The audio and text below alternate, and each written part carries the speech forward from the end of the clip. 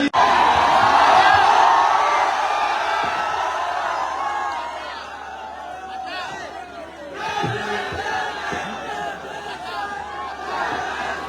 बात को शुरू करने से पहले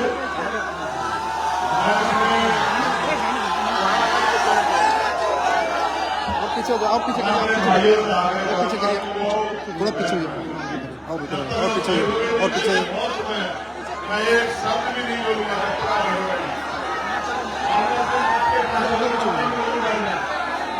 मंच पे एक भी आदमी खड़ा नहीं दिखना चाहिए, सब लोग लड़ना। जब तक आप लोग नहीं बैठोगे कोई बात नहीं होगी, चाहे आधा घंटा खड़े रहो।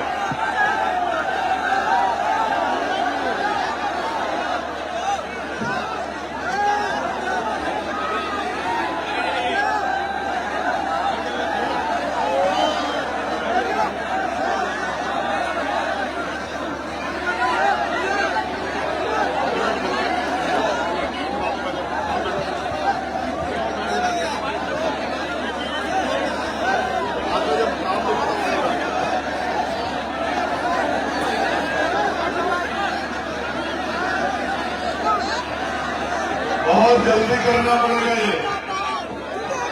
अगर मेरी एक आवाज पे नहीं खड़े होंगे, एक आवाज पे नहीं बैठोगे तो खराब हो जाएगा।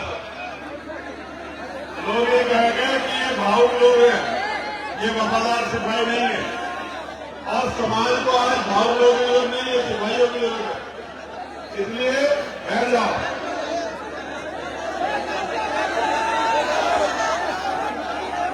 अपने आसपास वालों का हाथ पकड़ के बिठाओ। कैसे बहादुर हो तुम लोग? तुम्हारे होते मेरी बात छोटी हो जाए, ऐसा हो सकता है क्या?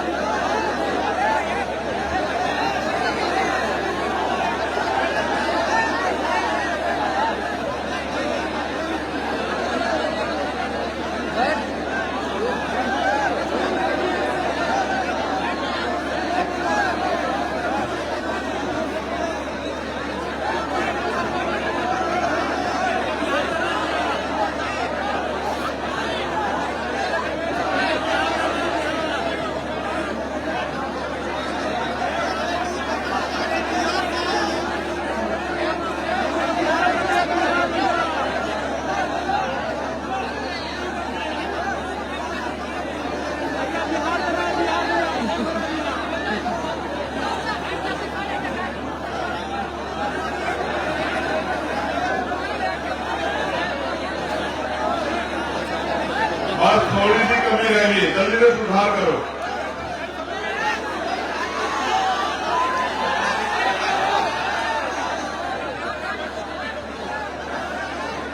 चलो शुरू करें।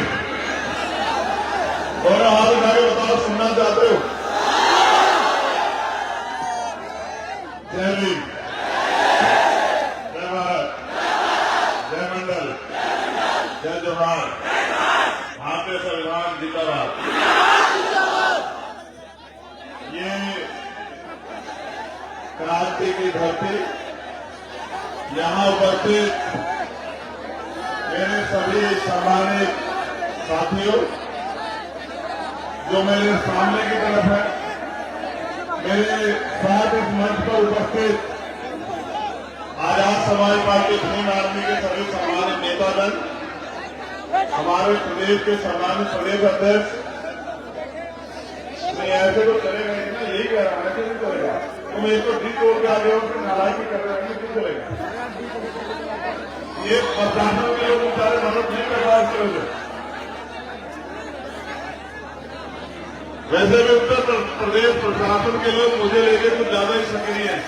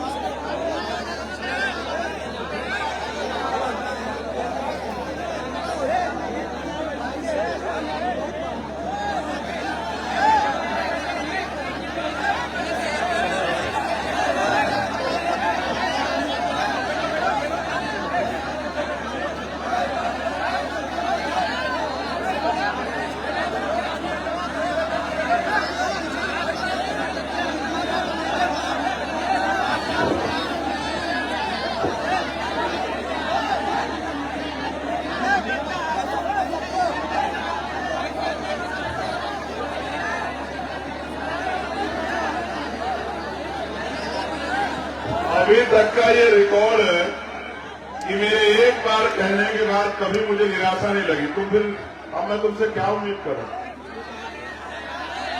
आज तक का तो ये टूटा तो है नहीं अभी तक। एक बार अगर मैंने कल कुछ कह दिया तो उसके बाद मुझे पलट के नहीं देखना पड़ा आज तक। मैं इसको उत्साह समझूं या लापरवाही? तुम्हारी भीड़ में कोई गोली भी चला सकता है। तुम्हारी भीड़ में बैठा कोई व्यक्ति मुझ पे यहां से गोली भी चला सकता है। अगर तुम ही लोग लापरवाही करोगे तो कैसे चलेगा बताओ?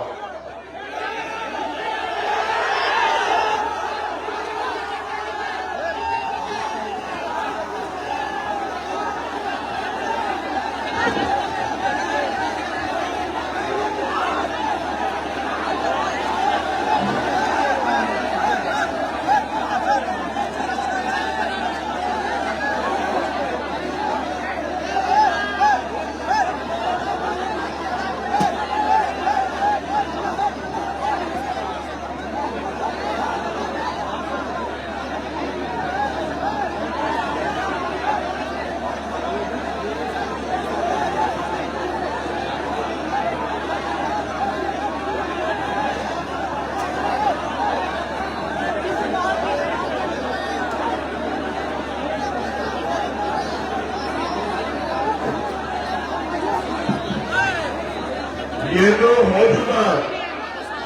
ये कोई पुरानी बात थोड़ा ही, अभी तो उस बात को 2-3 महीने भी नहीं बीते।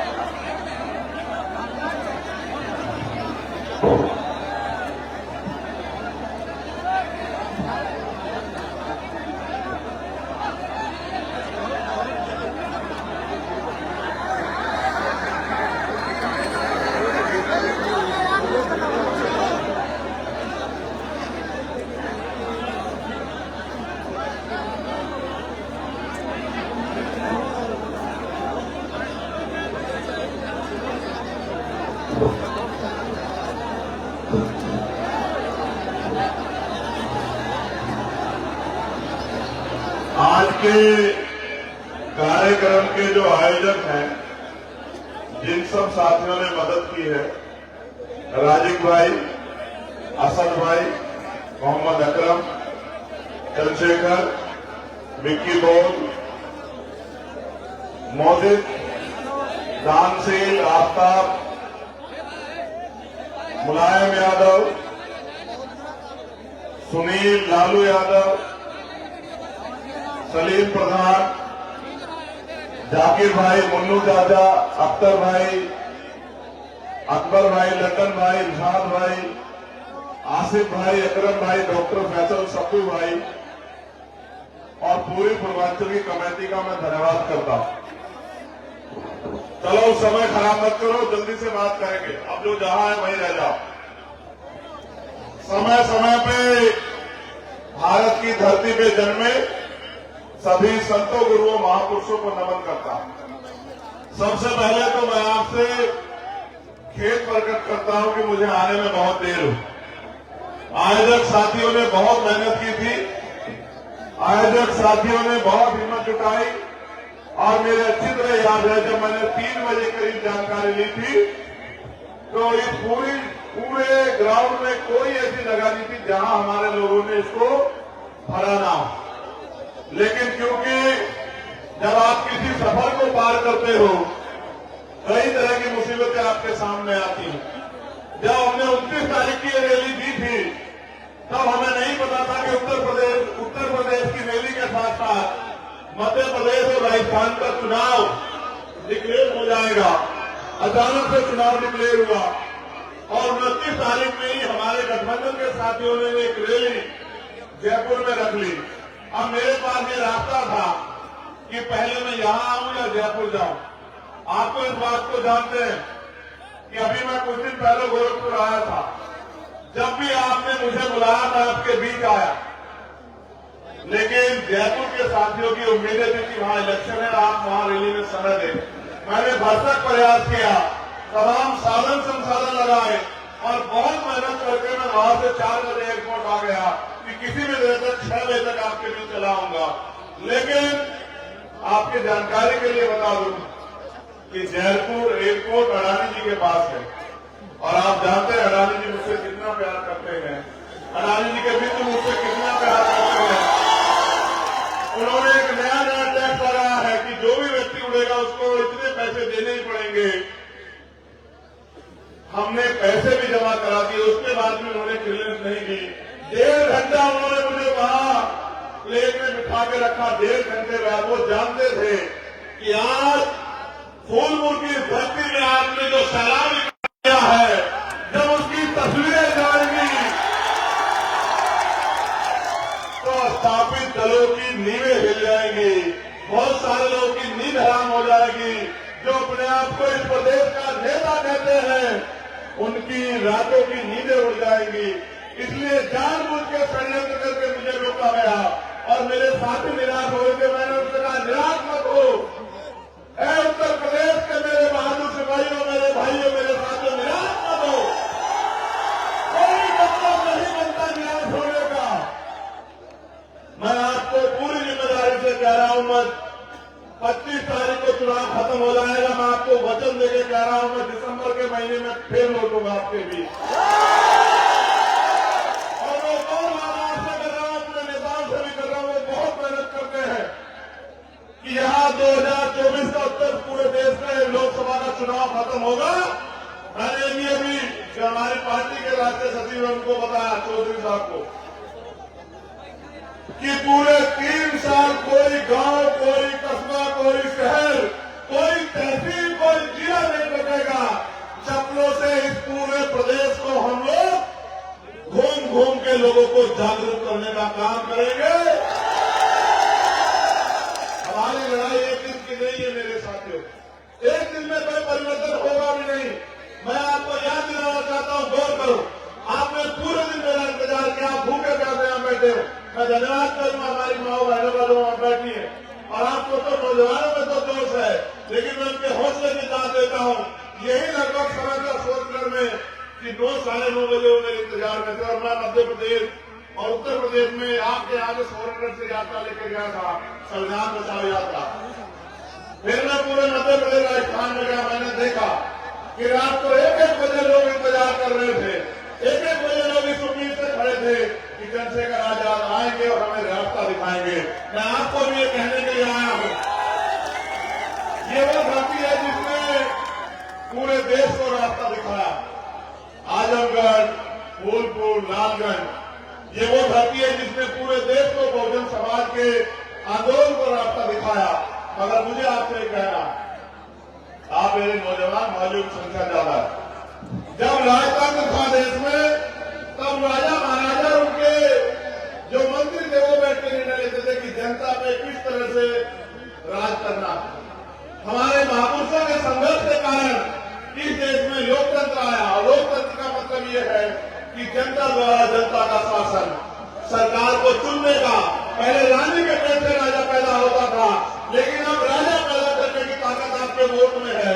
इस वजह से अगर राजतंत्र में हमें दूसरे संचालित करते थे मैं समझ सकता था, लेकिन लोकतंत्र में भी हमारे ऊपर दूसरे लोग राज करें तो ये बड़े सोचने का विषय है कि कहीं ना कहीं हम कमजोर हो रहे हैं या फिर हम अपनी जिम्मेदारियों को नहीं समझ रहे हैं। ये उत्तर प्रदेश है और उत्तर प्रदेश में क्या हो रहा है ये आपको जानना पड़ेगा। उत्तर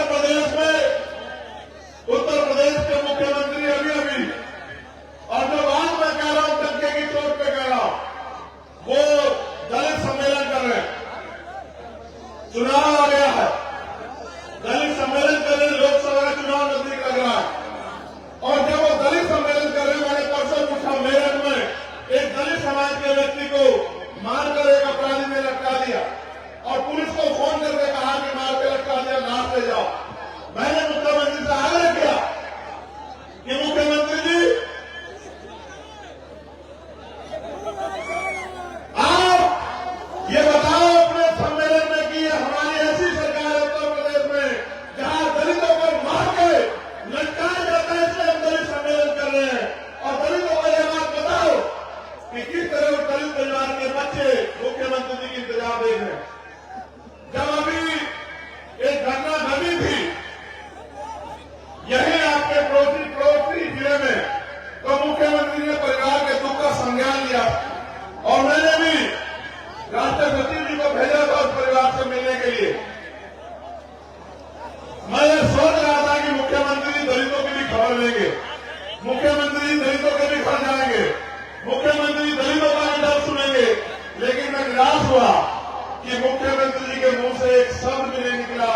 और दलितों को मार के लटका दिया गया। उसके बाद आज मैंने इस बात को पढ़ा, हमारे साथियों ने भेजा कि कानपुर में उन्होंने दलित सम्मेलन किया और भगवान बुद्ध की तस्वीर उनके साथी उनको दे रहे हैं। और मैंने अखबार में ये भी पढ़ा कि इस बार मंच पर कोई नहीं बोला, सिर्फ दलित समाज के लोग बोले। मुख्यमंत्री जी को रिसीव करने आए वो भी दलित समाज के लोग थे, जो उनकी पार्टी में नेता हैं। यही अगर वो भगवान बुद्ध को मानने वाले लोग अपने गांव में कार्यक्रम करते हैं तो पुलिस के लोग आके इनको सरकार के नेताओं के सारे पर पीटने का काम करते हैं। बाबा साहब अम्बेडकर भगवान बुद्ध की मूर्तियों को फेंक देते हैं और इनके ऊपर झूठे मुकदमे लिख देते हैं। वही मुख्यमंत्री भगवान बुद्ध की तस्वीर को हाथ में लेके खड़े थे। मुझे बड़ी ऐसे राजनीति क्या नहीं करवाती। एक तरफ पूरी सरकार आरएसएस और भाजपा के लोग भगवान बुद्ध के अनुयायियों को, बाबा साहब के अनुयायियों को उनकी खान खींचने में तुले हैं और दूसरी तरफ मुख्यमंत्री भगवान बुद्ध की तस्वीर ले रहे हैं। राजनीति क्या क्या रंग दिखाती है। इसलिए मैं आपको सावधान करने के लिए आया हूं कि एक पार्टी जिसका हमने वोट देने सीधा हमारे नेता भी चुने, आज उस पार्टी ने भारतीय जनता पार्टी को वो खबर दे दिया है कि जाओ दलितों को जाकर गुमराह करो, जाओ पिछड़ों को जाकर गुमराह करो, जाओ उनको जाके उनकी वोट को लूटने का प्रयास करो। और हम तुम्हें वह खबर दे रहे हैं कि दलितों का किस तरह जाकर बेवकूफ बनाओ। उन्होंने एक शब्द नहीं कहा, इसलिए मैं आपको सचेत कर रहा हूं, कोई आपका किसी उत्तर प्रदेश में नहीं बचा। अगर उत्तर प्रदेश में दलित पिछड़े और मुसलमान और जैन सिख वोटों का कोई हितैषी है तो वो भीम आर्मी है और आजाद समाज पार्टी ये बताने के लिए मैं आपको आश्वस्त करना चाहता हूं। मेरे साथियों को भी मैं कहना चाहता हूं, हमारी महिला नेता है कि मैंने पीछे मुड़ के देखा बैठी, मैं पुलिस के साथियों का धन्यवाद दूंगा कि वो इतने लंबे समय तक टिके हुए। मुझे निराश हुआ, मैंने जिलाधिकारी से कहा था कि मुझे हेलीकॉप्टर की परमिशन दे दो, मेरी मजबूरी है, इमरजेंसी का प्रोग्राम है, मेरे लोग मेरा इंतजार करेंगे। लेकिन मैं समझता हूं कि हम लोग कमजोर, और मैं ये भी समझता हूं कि अगर लोकतंत्र में शोषण उसी के ऊपर होगा जिसके पास राजनीतिक ताकत नहीं होगी। शोषण हमेशा कमजोर में होता है, कभी ताकत पर नहीं होता। आज चाहे हमारे कर्मचारी हो, अधिकारी हो, तमाम लोग परेशान है। शोषण कमजोर में होता है, शोषण कमजोर हम अपनी वजह से है। ये लोकतंत्र है, यहाँ जिसका वोट होगा उसका राज होगा। वोट हमारे पास है लेकिन वोट संगठित नहीं है। इसलिए मैं आपसे कहना चाहता हूं, बहुजन से बहुमत बनाना है और जन से जनमत बनाना है और हाथ सताए हुए व्यक्ति को जोड़ के उसका हाथ पकड़ के उसको ये विश्वास दिलाना है कि वो दिन दूर नहीं जब उत्तर प्रदेश में दोबारा से खुशहाली आएगी, जब उत्तर प्रदेश के लोग दोबारा से चैन की सांस लेंगे, उत्तर प्रदेश के युवाओं को रोजगार मिलेगा, तमाम तरह से जो शोषण होगा वो बंद होगा, तमाम तरह जो गैर बराबरी हो रही है बंद होगा, और जाति धर्म के नाम पे जो हिंसा की जा रही है कमजोर लोग साथ वो बंद होगी। सम्मानित साथियों, मेरी बात पे जोर कर, अभी बिहार में जातिगत जनगणना हुई, जब बिहार में जातिगत जनगणना हुई तो जातिगत जनगणना के बाद आंकड़े जारी हुए। आपने देखे जनगणना के आंकड़े कहते हैं कि बिहार में 90% आबादी SC, ST और OBC माइनॉरिटी की रहेगी। देखे नहीं देखे बताओ मेरे लोग। मैंने एक सवाल पूछा कि जब 90% आबादी दलित, पिछड़े, आदिवासी और मुसलमानों की है, जैन सिख बौद्धों की है, तो जब इस देश में गौर करना किस तरह तुम्हें तुम्हारा अपना नेता बता के उन्होंने लूटने का काम किया। जब इस देश में आर्थिक आधार पर आरक्षण आया 10%, तो वही नेता जो आपकी वोट लेकर ताकतवर बने उन्होंने क्या कहा कि हम तो चाहते थे कि 20% आरक्षण मिलना चाहिए। जिनकी आबादी 10% है उनको 10% आरक्षण मिला तो उनका बच्चा पैदा नहीं हुआ, उसके रोजगार की व्यवस्था हो गई। और ये हमारे दलित, पिछड़े, आदिवासी, मुसलमान सड़क की खान छान रहे। वो नेता अपने नेता कैसे हो सकते हैं जब बाबा साहब अम्बेडकर के संविधान का विरोध कर रहे हैं। आरक्षण, शैक्षणिक पिछड़ापन और जो प्रतिनिधित्व है, जो बराबरी का अधिकार जो है उसके आधार पर है, जो सामाजिक पिछड़ापन और शैक्षणिक पिछड़ापन जो इसका आधार है, और जो प्रतिकूल प्रतित्व नहीं है। लेकिन यहाँ आर्थिक आधार पर आरक्षण दिया गया और हमारे नेता तमाशा देखते रहे। अभी कहा गया कि उन्होंने रिजर्वेशन बिल आया, छोटा छोटा विरोध करके नेताओं ने कहा कि देखो हम समर्थन कर रहे हैं, लेकिन इसमें पिछड़े और दलित वर्ग की महिलाएं होती तो अच्छा रहता। मैं ये कहना चाहता हूं, आप सदन में इन लोगों की वोट लेके ये कहने के लिए गए हो कि हम विरोध करते, हम इसमें चाहते थे। अगर आप वास्तविकता में समाज के सच्चे नेता होते तो आप बन जाते। जैसे पहले चिन्ह याद है, एक समय था कि मुलायम सिंह यादव, लालू यादव वहां थे मौजूद, लोकसभा में शरद यादव मौजूद थे, रामविलास पासवान मौजूद थे, और उन्होंने क्या किया, अगर रूरल रिजर्वेशन बिना दलित पिछड़े आदिवासी और मुस्लिम समाज की महिलाओं को बिना आएगा तो ये हमारे लाश के ऊपर से आएगा। मैं धन्यवाद देता हूं नेताओं को जिन्होंने उस समय लड़ाई लड़ी। आज के नेताओं को मैं धन्यवाद नहीं दूंगा। आपने तो धोखा किया, आपने एक तरफ छोटा सा विरोध किया, फिर पार्लियामेंट में उनको वोट दिया। मैं अपने लोगों से कहना चाहता हूं, कांग्रेस के बड़े बड़े नेता कह रहे हैं कि जिसकी जितनी आबादी उतना हक मिलेगा कैसे। ये बात तो माननीय काशीराम साहब 35 साल पहले कह रहे थे, जिसकी जितनी संख्या बारी उसकी उतनी हिस्सेदारी। आपने कहा कि सचिवालय में दलित पिछड़े नहीं, आपने कहा कोर्ट में, सुप्रीम कोर्ट, हाई कोर्ट में दलित पिछड़े नहीं, बिल्कुल नहीं। ये सच बात है, लेकिन मैं पूछना चाहता हूं, आपने कितने विधायक से, आपने कितने लोगों को बनाया, आपने कितने लोगों को अवसर दिया, और जो आज आप बात कर रहे हैं उसको माननीय काशीराम साहब 35 साल पहले कह रहे थे। तब आपको मुझे समझ आया कि भाई इन वर्गों को भी लोकतंत्र में अवसर मिलना चाहिए। मैं आपको गौर करने के लिए ले जाता हूं पीछे। 14 अगस्त 1947 को अंग्रेजों के गुलाम था भारत, 15 अगस्त 1947 को आजादी मिली, लेकिन 14 तारीख को उसकी जेब में जो पैसा था, 15 तारीख को उसकी जेब में वही पैसा था, 14 तारीख को जिसके पास जो जमीन थी, चाहे वो 1 गज थी, 1 बीघे थी, 15 तारीख को भी वही जमीन थी, 16 तारीख को भी वही जमीन थी, 17 तारीख को भी वही जमीन थी। मेरी बात का कहने का मतलब ये है कि डॉक्टर बाबा साहब अम्बेडकर ने संविधान सभा में चेतावनी के तौर पर कहा कि अब हम 26 जनवरी को विरोधाभास की जिंदगी में कदम रख रहे हैं। इससे राजनीति में 1 वोट 1 वैल्यू, राजनीति में बराबरी आने का प्रयास होगा। लेकिन क्योंकि भारत में सामाजिक पिछड़ापन है, सामाजिक गैर बराबरी है, आर्थिक गैर बराबरी है, हम लोग उसमें कोई ऐसा जो है तैयारी नहीं कर रहे कि दूर हो जाए, तो अंत राजनीतिक लोकतंत्र तो आएगा, लेकिन इस राजनीतिक लोकतंत्र सामाजिक लोकतंत्र में नहीं बदल पाएगा। और आने वाले समय में ये लोकतंत्र खतरा साबित हो जाएगा। लोगों को जिसका मूल फायदा मिलना है वो नहीं मिलेगा। ये हो रहा, जब आपको वोट का अधिकार मिला तो जैसे वोट के अधिकार के लिए बाबा साहब अम्बेडकर लड़ रहे थे, डॉक्टर फरीदी और उनके तमाम साथी और उस समय के जो नेता थे वो प्रयास करते समय समय पे ये लड़ाई आगे बढ़े।